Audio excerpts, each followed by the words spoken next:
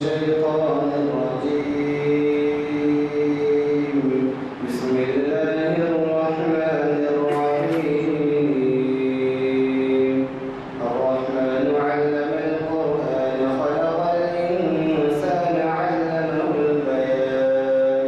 الشمس والقمر بحسبان والنجم والشجر يسجدان والسماء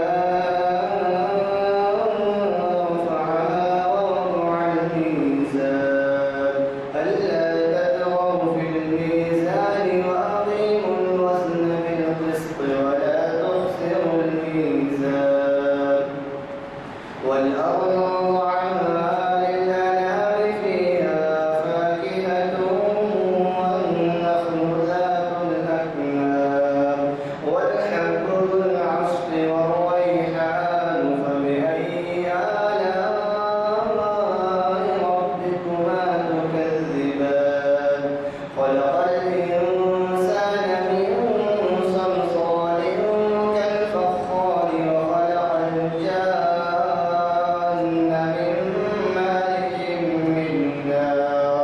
فبأي آلاء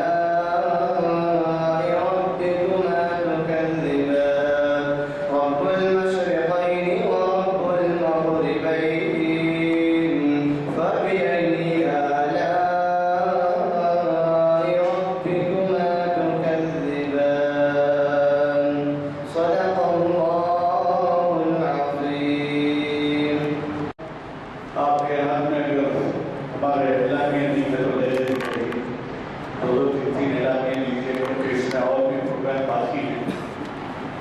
یعنی ہمارا 400 روپے کا پروگرام آج سیکنڈ لاسٹ آئٹم ہے اور اس کے بعد 400 روپے کے دن یہ کام کر کے رہے. اور آج کا عنوان شکوہ عید کا آج کا عنوان رمضان کے بعد کی زندگی کیسے گزارے. مجھے افسوس ہوتا ہے یہ بتاتے ہوئے کہ ہم رمضان کے بعد اس قسم کی زندگی کے عادی ہو گئے ہیں. شاید اس سے ہمارے اسٹائل سے متاثر ہو کے مغیر صاحب نے ایسا عنوان کیا ہے اور اس کے بعد ہمارے پاس کرسیاں خالی رہنا افسوس ہوتا تھا. اس بات سے کہ اس کی پرواہ نہیں ہے کہ ہم کس طریقے سے ہماری عبادات کو جاری رکھیں یا اس مقدس مہینے میں ہم نے جو کچھ سیکھا ہے اس پر عمل کر رہا ہوں. خیر جو بھی ہے لیکن یہ بات کہ تفصیل تو آپ مجھ سے سنیں گے میں کیا بتاؤں آپ کو. لیکن یہ ہے کہ آپ سب کے تجربے میں بات آتی ہے کہ جیسے ہی رمضان رخصت ہوتا ہے ہماری طرز زندگی میں اتنا فرق آ جاتا ہے کہ یہ کہاوت یا عام بلیف کہ مجھے یہ ہوتا ہے کہ رمضان میں شیطان قید کر دیا جاتا ہے اور رمضان کے بعد شیطان آزاد کر دیا جاتا ہے. جب آزاد رمضان میں شیطان قید ہوتے ہیں تو آپ اللہ کی طرف متوجہ ہوتے ہیں اور جب وہ آزاد ہوتے ہیں تو پھر اس کے اثرات پر آپ کیا ہوتا ہوں. اتنا اہم عنوان ہے آج. ہمیں مشکور ہونا چاہیے کہ ڈاکٹر محمد نصیر الدین خاطری صاحب جو ہمیشہ طلب رکھتے ہیں دلی کاموں میں اور اللہ تعالیٰ نے ان کو ایسے فیض سے بہت نوازا ہے کہ آج گورنمنٹ آف آندھرا پردیش کے بڑے عہدیدار ہیں ریسرچ کمیشن کے ممبر ہیں. آپ کو معلوم ہوگا اور پھر کوئی یہ بھی نہیں ہے ایسے لوگ نہیں ہیں کہ جو عہدے کے اوپر وقت پورا لگانے کے مصروف رہنے کے باوجود کئی حضرات کے کاموں میں مدد کرتے ہیں. تو اللہ تعالیٰ اپنی زیادہ اس وجہ سے تعریف نہیں کرتا ہے کہ کسی کی حکومت تعریف کرنا نہیں چاہتا اور بس تعارف اور بچن بولنا تھا ہو گیا. تو چنانچہ آپ کو مثال پیش کرتا ہوں. آج ہمارے پاس جو ہے فجر کی جماعت میں 8 یا 10 حضرات موجود ہیں. 10 حضرات میں اب کون تھے آپ وہ سن لیجیے. پیش امام صاحب حافظ صاحب موزن دونوں بھی حافظ یہاں کے حکیم صاحب یہ جو بیٹھے خدمت اللہ ہے، 3 ہو گئے، میں ایک سیاح میرا ڈرائیور ایک 5 اور راستہ چلنے والے کو پتا جب 10 ہوا تو 10 میں راستہ چلنے والے تو چلے گئے 5 یا 6 آدمی بیٹھ کے وہ 10 منٹ 7 منٹ کا درس ہوتا ہے، اس کے لیے بھی فرصت نہیں، اس کے لیے بھی فرصت نہیں. تو یہ اس قدر اہم عنوان ہے کہ مجھے زیادہ کہنے کی ضرورت نہیں ہے. آپ خود اندازہ لگا سکتے ہیں کہ کتنی تبدیلی کی ضرورت ہے ہمارے کو طرز زندگی. اب آپ اندازہ لگائیے کہ ہمارے آج کے حاضرین میں ناگن سنگھ نشتر صاحب بھی موجود ہیں جو ہمیشہ اس محفلوں کو اٹینڈ کرتے ہیں اور رونق کرتے ہیں. تو یہ بتائیے کہ وہ آپ سے اتنا کلوز ہونے کے بعد آپ کے اوپر آپ سے کیا تاثر لے سکتے ہیں. یعنی میرا مطلب یہ ہے وہ ایک نمائندہ حیثیت اگر سمجھی جائے تو ساری ہماری سماج میں اس کا کیا اثر ہو سکتا ہے. اس کا اندازہ لگائیے کہ یہ شاید رمضان کے مسلمان ہے، بعد میں مسلمان نہیں رہتے ہیں. بہرحال بدقسمت کی ہماری کہ تجربہ ہمارا بدلنا نہیں اور نہ سننا چاہتے. آج اتنے اہم سے وہ مخاطب کر رہے ہیں.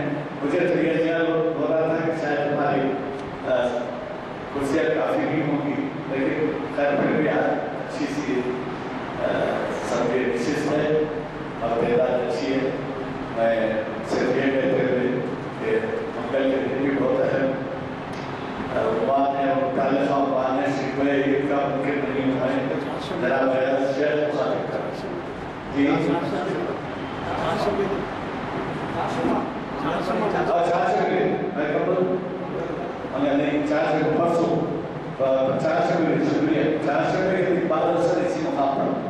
اور وہ آپ کی صلاحیتوں سے واقف ہے جناب ایاز شیخ. وہ بھی آل انڈیا فیگر ہیں اور بہت ہی بڑھیا انسان ہیں. ساتھیوں کو لائیے، محفل سے تعریف کرائیے، نوجوانوں کو لائیے. وہ نوجوان کو سب توجہ تعلیم ہے جو آپریشن سے متراجم کے نام پہ پولیس شہر میں چلا رہے ہیں. أعوذ بالله من الشيطان الرجيم. بسم الله الرحمن الرحيم. الحمد لله رب العالمين والصلاة والسلام على رسول النبي الكريم وعلى آله وصحبه أجمعين. الحمد لله نحمده ونستعينه ونستغفره ونؤمن به ونتوكل عليه ونعوذ بالله من شرور أنفسنا ومن سيئات أعمالنا. من يهد الله فلا مضل له ومن يضلل فلا هادي له. ونشهد أن لا إله إلا الله وحده لا شريك له ونشهد أن محمدا عبده ورسوله. قال الله تعالى في القرآن المجيد: أعوذ بالله من الشيطان الرجيم. بسم الله الرحمن الرحيم. يا أيها الذين آمنوا اتقوا الله حق تقاته ولا تموتن إلا وأنتم مسلمون. كما قال: يا أيها الذين آمنوا اتقوا الله وقولوا قولا سديدا يصلح لكم أعمالكم ويغفر لكم ذنوبكم ومن يطع الله ورسوله فقد فاز فوزا عظيما. صدق الله العظيم وصدق رسوله النبي الكريم. أما بعد، محترم بزرگان ملت، محترم حاضرین اکرام، آج جو عنوان رکھا گیا ہے رمضان کے بعد زندگی کیسے گزاریں، یہ عنوان کے بارے میں، اس کی اہمیت کے بارے میں محترم جناب مولانا نظامی صاحب سینئر ایڈوکیٹ نے آپ کے سامنے باتیں رکھی. سوال یہ پیدا ہوتا ہے کہ اس عنوان کی ضرورت کیوں پیش ہے، یہ عنوان طے کرنے کی. پہلا سوال کیا ایسی ضرورت تھی کہ یہ عنوان رکھا جائے آج؟ دوسرے یہ کہ مسلمان کی زندگی میں اور ایک غیر مسلم کی زندگی میں کیا فرق ہونا چاہیے. دوسری بات یہ عید اور تہوار کا تصور اور دوسرے مذاہب کے مقابلے میں اسلام میں کیا انفرادیت رکھتا ہے. اور میں نے عید کے بعد کی زندگی دیکھا ہے, رمضان کے بعد کی زندگی کا ایسا. اور رمضان میں ایسی کیا خاص خوبی ہو جاتی ہے کہ لوگ جو کبھی مسجدوں کا نظر نہیں آتے, مائیکلوں کا رخ کرتے تھے, وہ بھی پہلے سرما لگائے مسجد کا رخ کرتے نظر آتے ہیں. کیا ایسی خاص بات رمضان مبارک میں پیدا ہوتی ہے اور کیوں پیدا ہوتی ہے؟ پھر رمضان کے بعد جب ایک کیفیت آئی تھی تو اس کے اثرات کب تک ہمیں رہنا چاہیے تھا. اکثر و بیشتر ہم دیکھتے ہیں کہ عید کا یا شوال کا چاند دکھا وہ بھی سر سے آیا اور سرما لگا کے پھرنے کی کیفیت بھی ختم. بڑے اخلاق اور کردار والے جو نظر آتے تھے وہ بھی اب اپنے آپے سے باہر اور وہی تاریخ پرانا اسی نگر پہ چلنا شروع کر دیتے رات ہی سے. یہ عمل مسلمانوں کا بڑا تعجب ہے اس میں, اور یہ عمل اللہ کے پاس بھی پسندیدہ ہے. اس لیے کہ اسلام, دین اسلام یہ وے آف لائف ہے, یہ زندگی کا طریقہ ہے, زندگی کا راستہ ہے, زندگی سے کیسے گزاری جائے. یہ کوئی رسوم اور رواج کا کام ہے, دین اسلام نہیں ہے, شریعت نہیں ہے کہ کبھی کچھ کریے, کبھی کچھ کریے, کبھی کچھ کریے. ایک مسلمان کی زندگی تو ہمیشہ اس لیے ہونی چاہیے کہ وہ ہر وقت ہر لمحہ اپنی زندگی کے بارے میں تصور رکھے کہ میں جو کچھ کام کر رہا ہوں زندگی میں وہ اللہ کی رضا کے لیے کر رہا ہوں, اللہ کی خوشنودی کے لیے کر رہا ہوں. اور میری زندگی کا مقصد یہ ہے کہ اس میں اللہ مجھ سے راضی ہو جائے. اور ایک مسلمان کی زندگی میں تخصیص نہیں ہے دنیا اور دین کی. مطلب یہ ہے اکثر مذاہب یہ ہوتا ہے کہ عبادت الگ, دنیا کے معاملات, کاروبار, تجارت, شادی بیاہ کے معاملات الگ. اسلام میں سب کچھ نہیں. اسلام یہ ہے کہ مومن کی زندگی کا ہر لمحہ, ایک مسلمان کی زندگی کا ہر معاملہ اس میں وہ دیکھے کہ اللہ اور اس کے رسول کی خوشنودی کیا ہے, اور اس میں شریعت اس بات کی اجازت دیتا ہے, اور شریعت کیا حدود قائم کرتا ہے. ان حدود کو میں اللہ بناؤں گا تو کیا ہونے والا ہے, کہاں خطرے میں پڑے گا. یہ مسلمان ہمیشہ سوچتا ہے. اب برا نہ مانے, ہم میں سے اکثر کا معاملہ یہ ہے کہ ہم نے سمجھ لیا کہ جو ہے اللہ کا خوف صرف رمضان میں پیدا کرنا ہے. جب رمضان ہی میں اللہ کا خوف, لڑنے والا ہے تو نہیں لڑے گا, پینے والا ہے تو بھی نہیں پیے گا, جوا کھیلنے والا ہے تو بھی جوا نہیں کھیلے گا, چوری کرنے والا ہے تو بھی چوری نہیں کرے گا, بدنگاہی کرنے والا ہے تو بھی نہیں کرے گا. یقیناً رمضان کی فضیلتیں, اس کی اہمیتیں, اس کی برکتیں, اس کی عظمت اپنی جگہ کوئی ان کا ممکن نہیں ہو سکتا. لیکن رمضان میں ہم جو عبادت کرتے تھے تو رمضان کی عبادت نہیں کرتے تھے. رمضان تو اللہ نے کو جو 12 مہینے تھے اس میں سے ایک مہینہ اللہ نے عطا کیا ہے, لیکن ہم عبادت کرتے تھے اس ماہ مبارک میں اس ذات کی جو سارے جہانوں کا پروردگار, پالنے والا, خالق رب العالمین, ہم اس کی عبادت کرتے تھے. تو رب رمضان میں بھی ہمارا رب تھا, وہ خالق رمضان میں بھی ہمارا خالق تھا, وہ پروردگار رمضان میں بھی ہمارا پروردگار تھا, وہ حیمان تھا تو رمضان میں بھی تھا, بعد رمضان میں بھی ہے, وہ رحیم تھا تو رمضان میں بھی ہے, بعد رمضان میں بھی ہے, وہ کریم تھا تو رمضان میں بھی ہے, بعد رمضان میں بھی ہے, وہ غفور ہے تو رمضان میں بھی ہے, بعد رمضان میں بھی ہے, وہ ستار ہے تو رمضان میں بھی ہے, بعد رمضان میں بھی ہے. عزیزان گرامی, وہ عادل ہے تو رمضان میں بھی ہے, بعد رمضان میں بھی ہے. یہ بات ذہن میں رہے کہ وہ پروردگار جس کی میں اور آپ عبادت کرتے ہیں اور ماہ رمضان میں بھی وہی اپنی عظمت اور اپنے جلال کے ساتھ موجود تھا, اور رمضان کے بعد بھی. اس کا تو معاملہ یہ ہے کہ وہ ازل سے ابد تک موجود ہے، ہمیشہ سے اور ہمیشہ ہمیشہ رہنے والا ہے، وہ اس کو کبھی زوال نہیں۔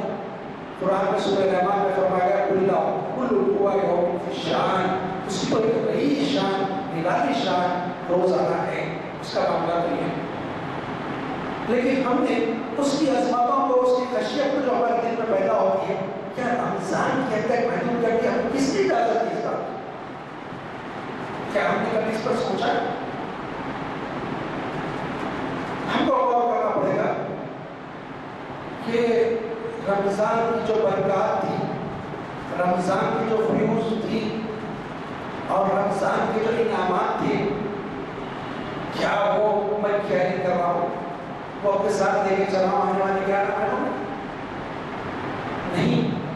تمہیں سوچنا پڑے گا، ہم کو محاسبہ کرنا پڑے گا اپنا، کیا رمضان کی میری عبادتیں قبول تو نہیں تھی؟ کہیں میرے روزے میرے منہ پہ پھینک مارے تو نہیں گئے؟ جو خشیت اور خوف اللہ تعالیٰ چاہتا تھا کہ رمضان میں پیدا ہو، وہ میرے دل میں کما تھا کہ میں نے روزے رسمن رہے گئے، سب ہے، میں بھی ہوں، ماں باپ ہے، بھائی بہن، میں بھی روزہ، سارا معاشرہ مسلمان روزہ ہے، میں بھی روزہ، سب نماز پڑھتے ہیں، صلاۃ الفجر میں بھی نماز پڑھتا ہوں، فرض نماز کو لوگ ایسے ویسے نہیں آ جا رہے، میں بھی آ جا رہا ہوں۔ یہ ہم کو محاسبہ کرنا پڑے گا، اب رمضان کے بعد کیا میری عبادتوں کا کیا ہوا، میرے نمازوں اور روزوں کا کیا ہوا؟ ہمارے نے جو کہا وہ بات تو یہ کہ نمازوں، روزوں، قربانی و حج یہ سب باقی ہے، تو باقی نہیں۔ وہ تو کیا ہے جس کے اوپر بات نے اشارہ کیا؟ وہ خاص کیفیت ایک بندے مومن کی کہ میں ہر وقت مجھے اللہ دیکھ رہا ہے اور ہر وقت اللہ میرے ساتھ ہے۔ وَمَعَكُمْ أَيْنَمَا كُنتُمْ، تم جانو اللہ تمہارے ساتھ ہے۔ پھر کیا کیفیت کی پیدا کیوں نہیں کی مجھے؟ صاحب رات کے اندھیروں میں جو گناہ کرتا تھا وہ اب بھی جاری ہے رمضان کے بعد، رمضان کا تو وقت ہے، کیا بات ہو گئی؟ کہاں خوف پیدا کیوں نہیں ہوا دل میں؟ وہ زندگی کی ڈگر جو رمضان سے پہلے تھی، رمضان مبارک کے جانے کے بعد پھر اس پہ لوٹ آ گیا ہو، جس ڈگر پہ، جس راستے پہ چلتا تھا۔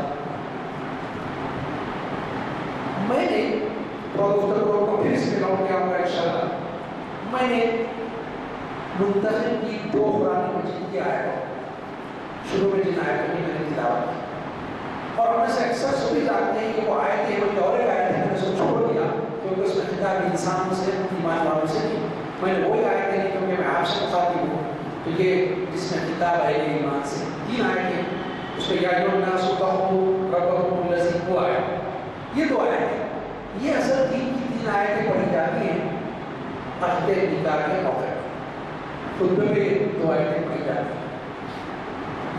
اگر آپ غور کر کے دیکھیں، نکاح کا موقع، شادی بیاہ کا معاملہ یا خوشی کا معاملہ، 2 خاندان کے درمیان خوشی ہوتی ہے، دلہے والوں کو یہ خوشی ہے کہ ہمارے گھر لڑکی آ رہی ہے، دلہے کو اس بات کی خوشی ہے کہ میری زندگی میں ایک آرام اور آشائش اور میری نفسانی خواہش پوری کر گئی اور میری ہم سفر مجھے مل رہی ہے۔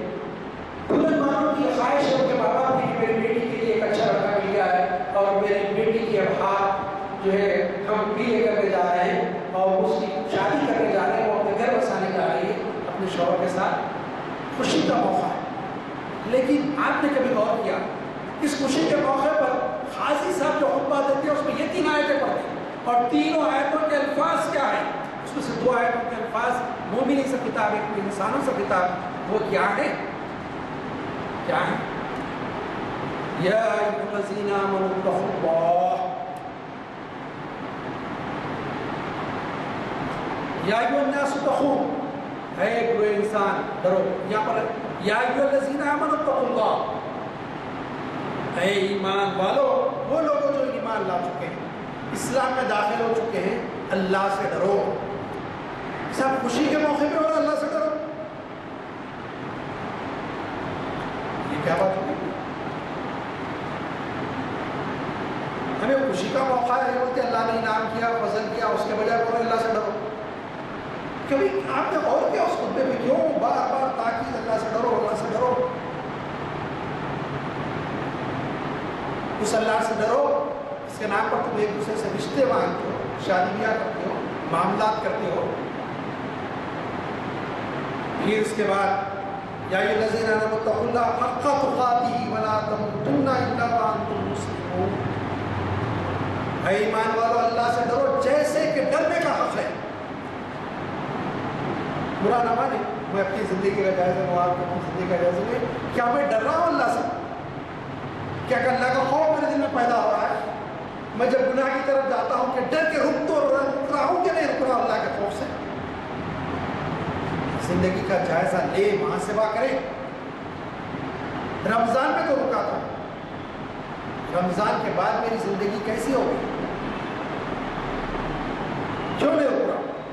کیا میرا پروردگار، میرا رب، میرا اللہ رمضان میں اللہ تھا، پروردگار تھا، دلوں کا بھید جاننے والا تھا ہم دیے؟ نہیں، ابھی بھی وہی ہے. خوف، خشیت اللہ کی، اللہ کا ڈر دل میں پیدا ہو. اور کہا گیا اے ایمان والو ہرگز تمہیں موت نہ آئے لیکن تب جب مسلمان ہو، اسلام میں ہو، ایمان کی حالت میں ہو، جب تم موت آئے. یہ بھی ایک مطالبہ ہے قرآن.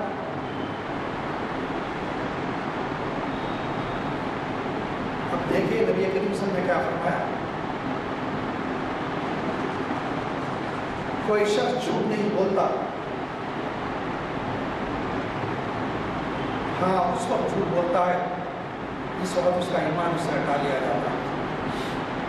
کوئی آدمی زنا نہیں کرتا اس وقت زنا، کوئی مسلمان مومن زنا نہیں کرتا اس وقت زنا کرتا ہے جب اس کا ایمان اس سے ہٹا ہے.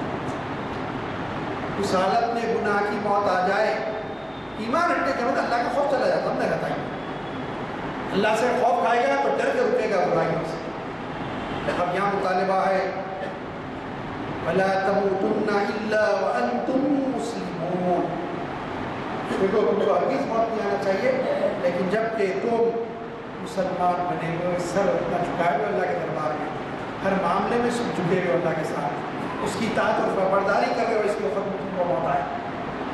بڑا ہے مطالبہ ہے اللہ ہم سب کا خاتمہ ایمان اور حالت اسلام میں فرمائے. تو بڑا مطالبہ، کوئی یقین سے نہیں، نہ یہ بولنے والا کہہ رہا ہے، نہ سننے والے کہہ سکتے ہیں، نہ کوئی عالم کہہ سکتا ہے، نہ کوئی فاضل کہہ سکتا ہے، نہ کوئی قابل ترین انسان کہہ سکتا ہے، نہ کوئی جاہل کہہ سکتا ہے، نہ علم کہہ سکتا ہے، نہ کوئی اور جاہل کہہ سکتا ہے، نہ پیسے والا کہہ سکتا ہے، نہ غریب کہہ سکتا ہے. کوئی یقین سے نہیں کہہ سکتا کہ اس کی موت کیسے ہوگی. دعا کریں، آرزو دل میں اللہ کے سامنے سب ڈر بھی بن گیا، خوف اللہ کے سامنے ڈر، بہت سب خوف چلے آ رہا ہے. یہ خشیت، خوف اللہ کا پیدا. عزت گرامی، میں نے آیتوں کا انتخاب اس لیے کیا کہ روزے کے جو مقصد کے لیے آیت بتائی ہے اس پہ اللہ نے کیا فرمایا. ماہ سیام کی سب سے بڑی عبادت ہے رمضان کی روزہ. اس کے بارے میں اللہ نے کیا فرمایا. اعوذ باللہ من الشیطان الرجیم، بسم اللہ الرحمن الرحیم. یا ایھا الذین آمنوا کتب علیکم الصیام کما کتب علی الذین من قبلکم لعلکم تتقون. اے ایمان والو ہم نے روزے تم پر فرض کر دیے، تم پر لکھ دیے جیسے کہ تم سے پہلے لوگوں پر فرض کیے تھے تاکہ تم میں تقویٰ پیدا ہو جائے، تم میں اللہ کا خوف اور اس کی خشیت پیدا ہو جائے، تمہارا شمار متقین میں ہو جائے. دیکھیے وہاں لفظ آیا روزے کا مقصد اللہ کا خوف اور خشیت پیدا ہو. اور میں نے 3 آیتوں کا تذکرہ کیا. ابتدا میں تمیدن 2 آیتیں پڑھی، بعد میں پھر ایک آیت کا تذکرہ کیا سورہ رحمان کی. وہ 3 آیتوں میں بھی جو ہے اللہ سے ڈرنے کی بات ہے اور روزے کی فرضیت کا مقصد بتایا جا رہا ہے. بھوک و پیاس، بیوی سے مباشرت سے صبح صادق سے لے کر غروب آفتاب تک بچے رہنے، اس کا مقصد بتایا جا رہا ہے کہ اللہ کا خوف تم تقوی والے بن جاؤ، متقی میں تمہارا شمار ہو. لعلکم تتقون، شاید کہ تم تقوی والے بن جاؤ. سب روزہ جو گزار کے آئے وہ مہینہ تھا اللہ کی خوف دل میں پیدا ہونے کی، خشیت پیدا ہونے کی، پیدا ہوئی اتنا ماشاء اللہ چمچور. اکثر لوگ نے دیکھا کہ نمازوں میں موجود تھی، خوف پیدا ہو. لیکن عید کا چاند دیکھنے کے بعد وہ خوف میں سے چلے گئے، نہیں جانا چاہیے. پھر اللہ نے فرمایا دیکھو خوشی کے موقع پہ بھی یہ ان کو سکھایا گیا. پھر فرمایا کہ دیکھو جو اللہ کے سامنے کھڑے ہونے سے ڈرے اس کے لیے انعام کی طور پر 2 جنت. پھر کیا فرمایا گیا حضور سب سے قرآن مجید نبی کو حکم اور آپ کہہ دیجئے قل، آپ فرما دیجئے ان صلاتی و نسکی و محیای و مماتی للہ رب العالمین، آپ کہہ دیجئے میری نماز، میری قربانی، میری زندگی اور میری موت سب اللہ کے لیے، بس اس کی رضا کے لیے جیتا ہوں۔ ایک مسلمان کی زندگی کا ہر پہلو، صلاۃ سے مراد بعض مفسرین نے کہا عبادت ہے، قربانی سے مراد ہر قسم کی قربانی، جانورش نہیں، مال کا دینا، دولت کا لگانا، وقت کا لگانا، صلاحیتوں کا لگانا، اپنے ٹیلنٹس کو یوز کرنا اسلام کے لیے، سب ریٹرن نہیں لے رہا، اللہ واسطہ کر رہا، بدلہ نہیں لے رہا، اس کا پیسہ نہیں لے رہا، یہ لگانا یہ بھی حساب قربانی، جینا ساری کی ساری زندگی اللہ کے لیے، موت مرے تو بھی اللہ کے لیے، کہہ دو سب اللہ کے لیے، للہ رب العالمین، اس پروردگار کے لیے جو سارے جہانوں کا پالن ہار ہے، پروردگار اس اللہ کے لیے، للہ اللہ کے لیے، اس رب العالمین، اس پروردگار کے لیے ہے جو سارے عالموں کا رب ہے۔ صاحب زندگی کا مقصد بتا دیا، زندگی، موت، عبادتیں، قربانی، سب کچھ سب اللہ کے لیے، لیکن برا نہ مانے، ہم عبادت کرتے تھے تو رمضان، نعوذ باللہ من ذلک، ہم کو حکم دیا گیا کہ عبادت کرو رب العالمین،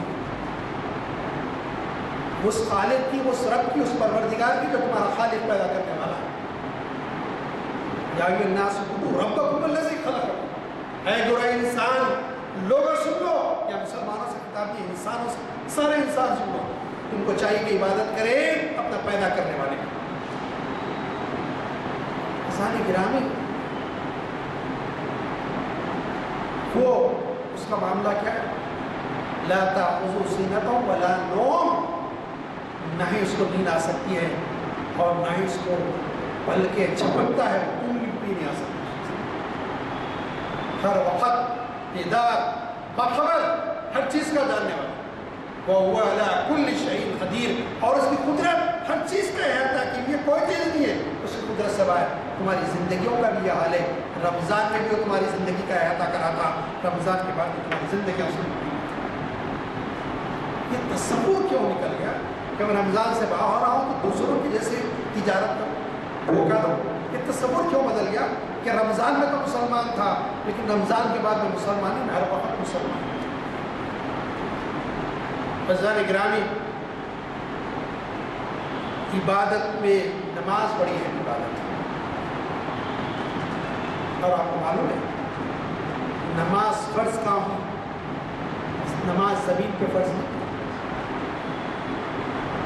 نماز سفر میں فرض نہیں، نماز ہوا میں فرض نہیں، نماز اللہ نے راست آسمان پر اپنے محبوب کو سامنے بٹھا کر فرض کی، کہا لے جاؤ یہ تحفہ نماز معراج کا وقت، یہ ایسی عبادت جو آسمانوں پہ بلا کے نبی کو دی گئی، فرض کی گئی، زمین پہ نہیں، روزہ زمین پہ فرض ہوا، زکوٰۃ زمین پہ فرض ہوئی، جہاد زمین پہ فرض ہوا، حج زمین پہ فرض ہوا، نماز آسمانوں پہ فرض ہوا، اس کی عظمت بہت بڑی، لیکن ابھی جیسے بتایا گیا کہ سب میں 8-10 فجر میں معلوم ہوتا ہے، حالت یہ تھی کہ جو ریگولر نماز یہ 5 وقتہ نماز یہ پنکچوئل نماز کو آنے والا ہے، وہ بیچارہ ذرا افطار کر کے گھر سے آ گیا تو اس کو صحن مسجد میں نماز، تو پہلی سب پر رہنے والا صحن مسجد میں نماز پڑھ رہا، جگہ نہیں، یا پہلی فلور پہ جا رہا ہے نماز پڑھنے کے لیے، جگہ نہیں، مسجدیں تنگ دامنی کا شکوہ کر رہی ہیں رمضان، لوگ بھی متاثر ہیں، مسلمان کیسے خاموش نیچے منہ ڈالے نمازوں کو جا رہا ہے، لوگ بھی جانتے ہیں ان میں شریف بھی ہے، بدماش بھی ہے، بدماش بھی نیچے نکاح کیے جا رہا ہے، لوگ بول رہے ہیں کہ بڑا شریف ہو گیا رمضان۔ جیسے رمضان چلا گیا مسجدیں ویران ہو گئی، مسجدیں غیر آباد ہو گئی، نماز کو ہم نے چھوڑ دیا، جیسے اقبال نے کہا کہ مسجد مرثیہ خواہیں کہ نمازی نہ رہے، یعنی وہ صاحب اوصاف حجازی نہ رہے، کہاں ہے وہ، لوگ کدھر چلے گئے، کیا کیفیت ہو گئی، شعبے سے بدل گئے۔ ایمان کی کیفیت تو یہ ہے وہ ہر وقت آپ کے دل میں گھرا رہتا ہے، یہ انداز مسلمانی نہیں ہے، کہ رمضان میں تو مسلمان ہوں، رمضان کے بعد پھر وہ ایمان کی کیفیت نہیں، یہ کیفیت نہیں ہونی چاہیے۔ حضور اکرم صلی اللہ علیہ وسلم نے فرمایا، حدیث ہے، قال رسول اللہ صلی اللہ علیہ وسلم اذا سرتک حسنتک وسعتک سیئتک مومن فانت مومن۔ فرمایا جب تو کوئی گناہ کرے، جب کوئی تو اچھا کام کرے تو تیرے دل خوشی مسرت محسوس کرے، اور جب کوئی تو برا کام کرے، گناہ کا کام کرے تو تجھے غم ہو جائے، افسوس ہو جائے کہ میں نے کیوں کیا۔ بس جس کا معاملہ یہ ہو رہا وہ مومن ہے۔ اب دیکھیے، نیکی کا کام کر کے، خیر کا کام کر کے، مجھے معاف کریں، وہ ہمارے مولوی صاحب، نماز نیکی نہیں، نماز نیکی ہے لیکن نیکی اس میں آتی نہیں۔ نماز فرض ہے، مجھے پڑھنا ہی پڑھنا، یہ نیکی ہے اس لیے پڑھنا ہی پڑھنا۔ کبھی نماز کی تعریف کر رہا تھا، نماز کی اہمیت بتا رہا تھا، اب بتا نیکی یہ ہے کہ میرا پڑوسی بھوکا ہے کہ اس کو میں کھانا کیسے کھلاؤں، میرے محلے میں کوئی بیمار ہے، نہیں صاحب مسلمانوں کے غیر مسلم، میں اس کی دوا کا کیسے انتظام کر سکتا ہوں، یہ فکر مجھے ستاری نہیں سکتی، یہ نیکی ہے۔ انسانیت کی خیر خواہی، انسانیت کی بھلائی یہ مجھ میں پیدا ہوئی کہ نہیں؟ ماں باپ کے ساتھ میرا کیا رویہ، خاندان والوں کے ساتھ کیا ہے، مسجد کے ذمہ داروں، امام اور مؤذن سے میں کیا رویہ رکھتا ہوں، محلے میں بڑوں کے ساتھ میرا کیا معاملہ ہے، کیسے حد و ادب میں رہتا ہوں، چھوٹوں پہ کیسی شفقت میری ہے، اہل خاندان میرے بارے میں کیا کہتے ہیں، ان سے میرا سلوک کیا ہے، اہل محلہ سے، اہل وطن سے میرا سلوک کیا ہے۔ ایک مسلمان یہ ہے اصل اس کی مسلمانی پہچان، اس کہ کیا رویہ رکھتا ہے۔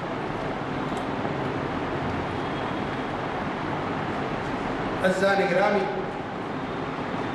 ایک بہت بڑی شخصیت ہے، نبی کریم صلی اللہ علیہ وسلم پر بے دیکھے ایمان تھے، دیکھے نہیں ایمان لانے۔ اور آپ کو معلوم ہے، ہم تو بولتے نا نماز تو ان کی جو نبی کریم صلی اللہ علیہ وسلم کے اقتداء میں پڑھے سچ ہے، رمق برابر بھی شک و شبے کی گنجائش نہیں۔ حقیقت میں تو نمازیں ان کی تھی جو نبی کریم صلی اللہ علیہ وسلم کی اقتداء میں نماز پڑھتے تھے۔ کیا معاملہ تھا، کیا کیفیت ان کی تھی، ان کی صحبتوں میں بیٹھتے تھے، ایمان اعلیٰ درجے کا بتاتے تھے۔ حضرت حنظلہ رضی اللہ تعالیٰ بیوی بچوں کے ساتھ حضرت گھر سے نکالے بھاگے، حنظلہ منافق ہو گیا، حنظلہ منافق ہو گیا، ہائپوکریٹ، نفاق بولتے، دوغلی، ظاہر میں مسلمان، دل پورا اسلام میں نہیں ہے۔ ہم سب کی کیفیت دیکھیے ایسی ہے، یہ تو شکر ادا کیا۔ بہت ساری باتیں اسلام کی مجھے پسند نہیں آتی ہیں، میں مسلمان ہو سکتا ہوں، جبکہ قرآن کا مطالبہ یہ ہے، یا ایھا الذین آمنوا ادخلوا فی السلم کافہ، اے ایمان والو اسلام میں پورے کے پورے داخل ہو جاؤ۔ ایسا نہیں کہ کچھ لے رہے کچھ چھوڑ رہے، یہاں تو معاملہ ہے لینا ہے پورا لو، ٹیک اٹ آل اور لیو اٹ آل، یا تو پورا لے لو یا پورا چھوڑ دو، ضرورت نہیں ہے اللہ کو تمہاری مسلمان ہونے۔ لیکن میری زندگی کی روش تو اسی لیے میں پورا اسلام کو اپنایا نہیں۔ ناتا تو لوگ بولتے کیا اخلاق والا، کیا کردار والا، کیسے لوگوں سے انسانیت کی ہمدردی اس کے دل میں۔ خاندان والے تعریف کرتے کہ ہمارے دکھ درد میں شریک رہتا، ہمارا بھلا کرتا، محلے والے چاہتے کہ ہمیشہ ہماری فکر میں رہتا۔ کیا یہ کیفیت ہے؟ عزیزان گرامی، یقیناً صحابہ کی نمازوں کی بڑی فضیلت۔ حضرت حنظلہ، حضرت ابوبکر صدیق ہو گئے، پوچھے حنظلہ کیا معاملہ؟ بولے ابوبکر میں منافق ہو گیا۔ تو بولے کیوں؟ تو بولے جب نبی کریم صلی اللہ علیہ وسلم کے ساتھ ہوتا ہو تو ایمان کی کیفیت الگ ہوتی ہے، اور جب بیوی بچوں کے ساتھ گھر میں اپنے بستروں پہ ہوتا تو ایمان کی کیفیت الگ الگ ہوگا۔ نفاق نہیں ہے، کیا درد۔ حضرت ابوبکر صدیق جانتے تھے اس کا کیا دوا ہے، لیکن وہ چاہتے تھے کہ اللہ کے نبی صلی اللہ علیہ وسلم فرما دیں، وہ تو قانون بن جائے گا، وہ تو حدیث ہو جائے گی، وہ تو شریعت کا جز بن جائے گا۔ کہا کہ حنظلہ بھائی میرا نہیں کیفیت ہے، چلو اللہ کے نبی صلی اللہ علیہ وسلم کے پاس جا کر دریافت کرتے کیا معاملہ ہے۔ اور گئے جا کر بتایا رسول اللہ، حنظلہ یہ کہتے ہیں، اور ہماری بھی ایسی کیفیت ہے۔ حسن نے فرمایا میری مجالس میں میری صحبت کی وجہ سے جو تمہارے ایمان کی کیفیت ہوتی ہے، وہ کیفیت تمہارے گھروں میں، تمہارے بستروں پہ، تمہارے بیوی بچوں کے ساتھ تمہاری باقی رہے تو فرشتے مسافہ کرنے آسمانوں سے تمہارے بستروں پہ، تمہارے گھروں میں اتر جائیں، تم سے مسافہ کرنے۔ یقیناً ان کے صاحب کی نماز ان کی مجلسوں کا پڑھے. لیکن میں اسی ذات کے بارے میں آپ کو بتا رہا ہوں جس نے کبھی نبی کو دیکھا نہیں. نبی کے زمانے میں تھا, نبی کے زمانے میں ایمان لایا, لیکن نبی کریم صلی اللہ علیہ وسلم کا دیدار سے مشرف نہیں ہو سکا. لوگوں نے کہا جاؤ نبی کی زیارت کرو, تو کہا کہ میری ماں, اس کی خدمت کوئی نہیں کرنے والا ہے, ماں کی خدمت کرو. حضور اکرم صلی اللہ علیہ وسلم نے عمر حضرت علی کو بلایا اور فرمایا عمر علی ادھر آؤ رضی اللہ تعالیٰ, دونوں تشریف لائے. کہا دیکھو ایک وقت آئے گا, وہ اویس آئے گا, خرنی, اویس خرنی ان کا نام, وہ مراد قبیلے سے ہوگا اور یمن سے تعلق رکھتا ہوگا. کیا وہ جب آئے تم دونوں اپنے لیے اس سے دعا کرائیں. کس کو حکم دیا جا رہا ہے؟ جو اشرا مبشرہ کے صحابی ہیں اور نمبر 2 اور نمبر 4 خلیفہ ہونے والے, دوسرے اور چوتھے خلیفہ بننے والے, جن کے بارے میں فرمایا علی مجھ سے ہے اور میں علی سے ہوں. پھر فرمایا کہ دیکھو جو ان کو خوش رکھے وہ مجھے خوش رکھے. فرمایا میرے بعد کوئی نبی نہیں, اگر نبی ہوتا تو عمر نبی ہوتے. ان دونوں سے کہا جا رہا کہ دیکھو اس سے دعا کرانا آپ نے. پھر پوچھے علماء نے اللہ کے نبی ان کی نشانی کیا؟ کہا اس کا دامن اٹھاؤ, پیٹ پہ ایک سفید دھبا ہو. تو یہ حضرت عمر رضی اللہ عنہ خلافت کا دور آیا, اطلاع ملی یمین سے بہت سارے لوگ حج کو آئے. حضرت عمر نے حضرت علی ہاتھ پکڑا, چلو یہ چلتے.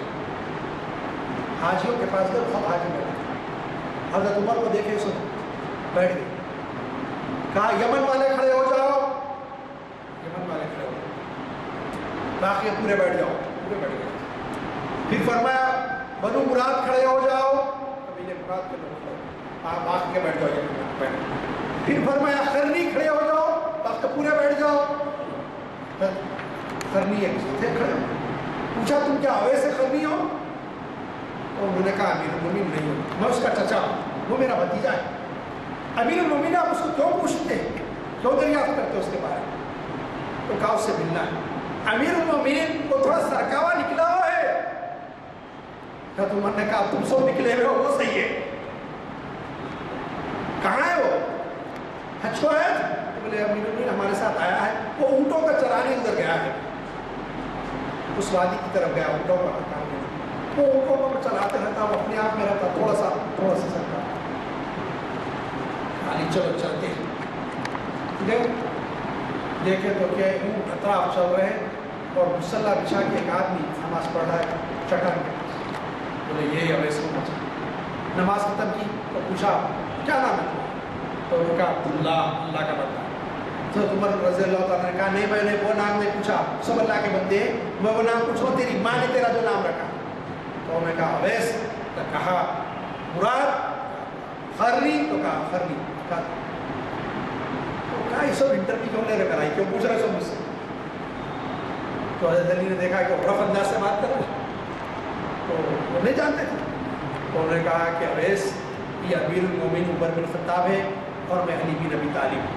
تو کہا معافی چاہتا ہوں, میں آپ دونوں کو نہیں پہچانتا تھا. امیر المومنین میں معذرت ہوں, آپ امیر المومنین مجھے نہیں معلوم, میں پوچھو کون شخص ہے جو دو صاحب مجھے اس طرح پوچھ رہے ہیں, میں بہت معذرت ہوں آپ سے.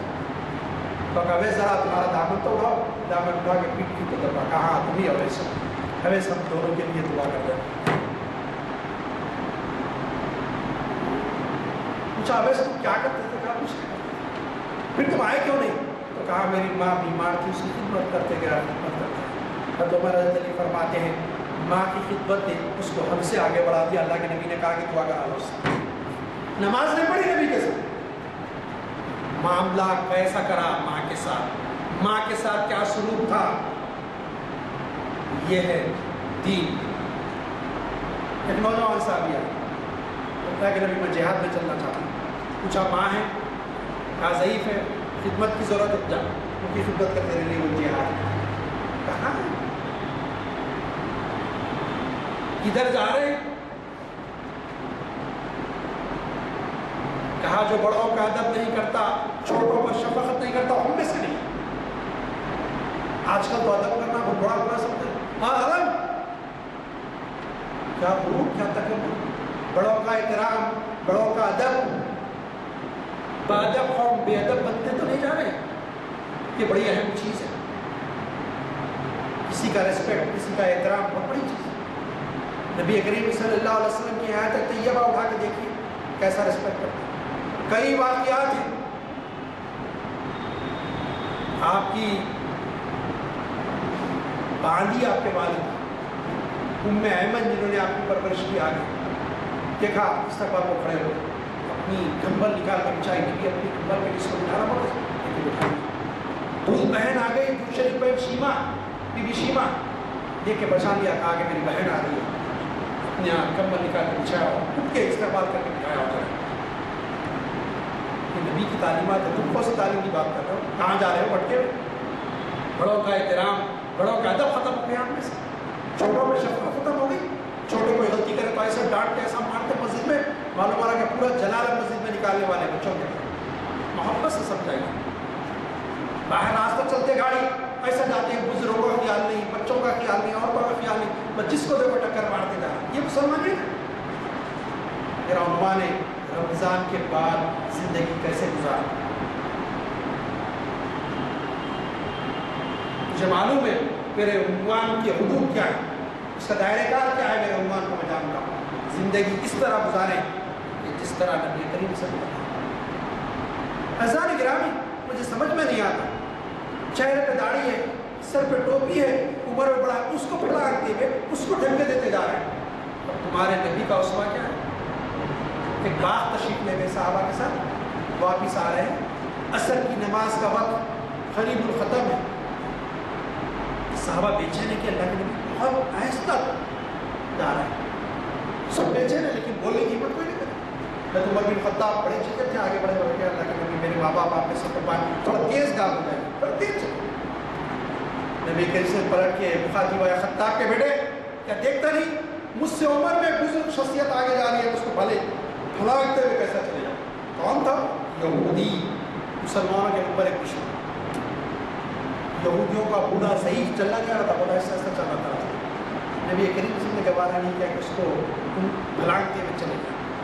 راستہ چلنے کا یہ ادب